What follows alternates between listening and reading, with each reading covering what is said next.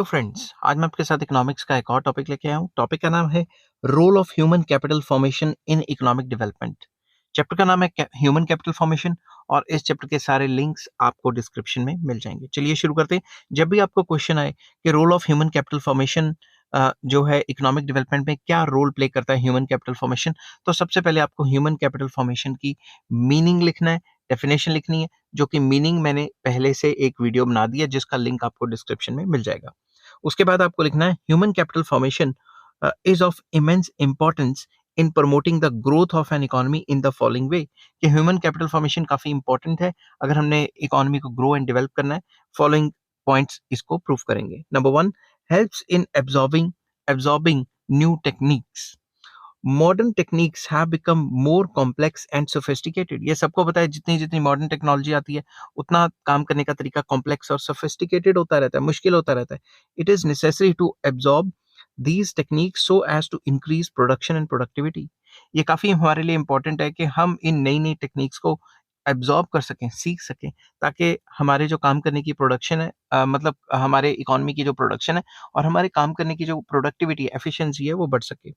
We need knowledgeable and skilled workers who can make better use of these techniques। तो नई techniques को इस्तेमाल करने के लिए या उससे काम कराने के लिए हमें क्या चाहिए?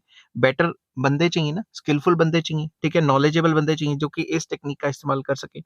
Education and skilled workers can easily understand the problems involved in the use of these techniques। तो वही बात कि जितना एजुकेटेड बंदे, नॉलेजेबल बंदे होंगे वो नई टेक्निक को अच्छे तरीके से अंडरस्टैंड कर सकेंगे और उसको इस्तेमाल में ला सकेंगे। They can operate these techniques easily and more efficiently. This enhances productivity and accelerates the pace of economic growth. तो अगर वो नई टेक्नोलॉजी से काम करने वाले बंदे हमारे पास अवेलेबल होंगे हमारी कंट्री में, तो वो नई टेक्नोलॉजी से काम करेंगे जिससे प्रोडक्शन भी बढ़ सकेगी, प्रोडक्टिविटी भी बढ़ सकेगी, जिससे ओवरऑल इकोनॉमिक ग्रोथ बढ़ेगी। सेकंड पॉइंट आ जाता है increase in the labour efficiency. वही बात जो मैंने ऊपर की थी कि लेबर अपने गिवन टाइम में पहले से बेटर काम कर पाएगा।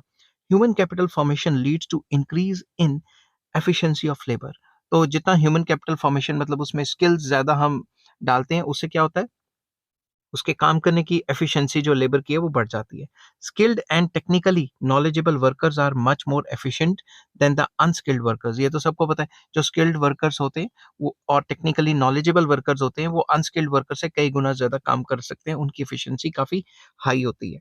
More over, ability of adequate health facilities increase physical capacity and stamina of the labourers. तो अगर हमें availability of health facilities, medical facilities available है, तो अगर हम बीमार होंगे तो हम फटाफट से अपना इलाज करा लेंगे, जिससे कि फिजिकल कैपेसिटी और स्टेमिना बढ़ जाएगा लेबरर्स का, या जो बंदे हैं उनका बढ़ जाएगा स्टेमिना काम करने का। अगर वो बीमार रहेंगे तो फिर वो उतनी एफिशिएंसी से काम नहीं कर पाएंगे।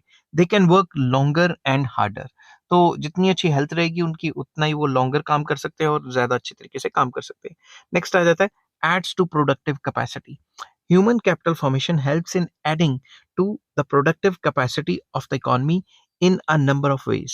तो इससे प्रोडक्टिव कैपेसिटी बढ़ जाती है इकोनॉमी की नंबर ऑफ वेज से। कैसे कैसे? Firstly, skilled workers are helpful in updating and modernising the existing indigenous techniques through their skills and experience. तो जो स्किलफुल वर्कर्स होते हैं वो नई नई टेक्नोलॉजी पे लगातार अपडेट हो जाते हैं और जो पुरानी टेक्नोलॉजी होती है उसको मतलब उसको ना इस्तेमाल करके, जो इंडिजिनस जो लोकल टेक्नोलॉजी होती है उसको ना इस्तेमाल करके, या तो जो बाहर से लाई हुई टेक्नोलॉजी है या जो मॉडर्न टेक्नोलॉजी है उसमें अच्छी तरह से मतलब सेटल डाउन हो जाते हैं और उससे काम करते हैं। Secondly, the skilled and the knowledgeable workers can adapt and modify the imported techniques to suit the local requirements. तो जो बाहर से मंगवाई हुई टेक्निक्स हैं उनको अपने लोकल तरीके से ढाल लेते हैं, मतलब लोकल हिसाब से। अब हमने अमेरिका से कोई टेक्निक मंगा ली तो जरूरी तो नहीं जो अमेरिका में टेक्निक जो जैसे काम करती है वैसे यहाँ पे भी काम करेगी, ठीक है। उस टेक्निक को इंडियन कंडीशंस या अपने कंट्री के कंडीशंस में ढाल लेते हैं स्किलफुल बंदे, ठीक है। Thirdly, they can help in developing new techniques of production. और ये भी हो सकता है, क्या पता वो इतने स्किलफुल बन गए और अपनी कोई नई टेक्निक बना ली। तो इन तरीके से जो स्किलफुल बंदा होता है उसकी प्रोडक्टिव कैपेसिटी बढ़ जाती है। नेक्स्ट पॉइंट आ जाता है instrument of economic changes. Human capital formation is an important tool for bringing about economic change in the society। तो जैसे ही हम ह्यूमन कैपिटल फॉर्मेशन करेंगे, एक इंसानों में ज़्यादा से ज़्यादा स्किल्स भर देंगे, तो इससे पूरी की पूरी इकोनॉमिक चेंज तो आना ही है ना, सोसाइटी में तो चेंज आना ही है। Education helps people in changing their attitude and values. Education जब हम भरते हैं उनमें, तो उनके काम करने का तौर-तरीका, उनकी वैल्यूज़, उनका एटीट्यूड जो है वो चेंज हो जाता है, ठीक है? People tend to acquire growth oriented attitude and aspirations. उनकी जो है एस्पिरेशंस बढ़ जाते हैं कि हम और ज़्यादा काम करें, और ज़्यादा पैसे कमाएँ, और ज़्यादा एफिशिएंसी बढ़ाएँ अपनी। With education the traditional attitude of the people is replaced by the modern attitude. तो जैसे ही हम एजुकेशन बढ़ते हैं, तो वो पुराने ज़माने की सोच नहीं रखते, वो मॉडर्न सोच रखने लग जाते हैं। वो जो अंधविश्वास था, उसमें जो है कम बिलीव करते हैं, और साइंटिफिक जो चीज़ें हैं, उन पे ज़्यादा बिलीव करते हैं।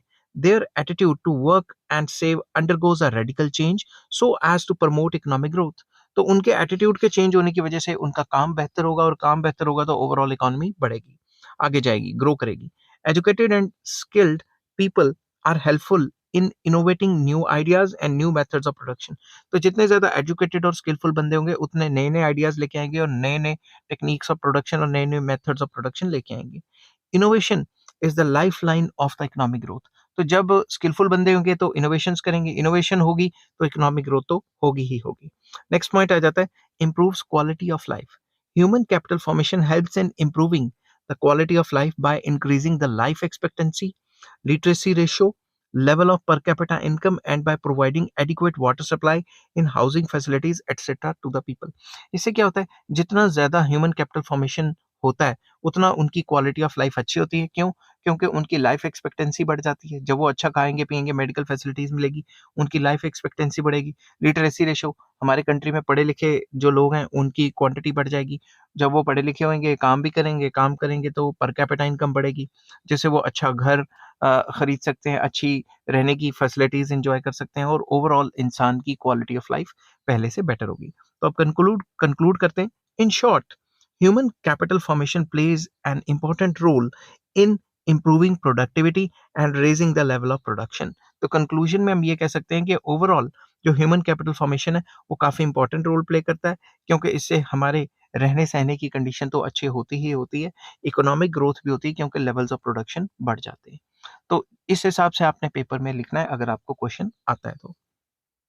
तो सबसे पहले मैंने बताया था मीनिंग डेफिनेशन, जिसकी वीडियो मैंने पहले बनाई है, जो डिस्क्रिप्शन में मिल जाएगी, और फिर आपने लिखना है कि ये ह्यूमन कैपिटल फॉर्मेशन से किस तरीके से इकोनॉमिक ग्रोथ एंड डेवलपमेंट होती है। तो आई होप ये वीडियो आपको पसंद आई होगी। अगर पसंद आती है तो please like, share and subscribe.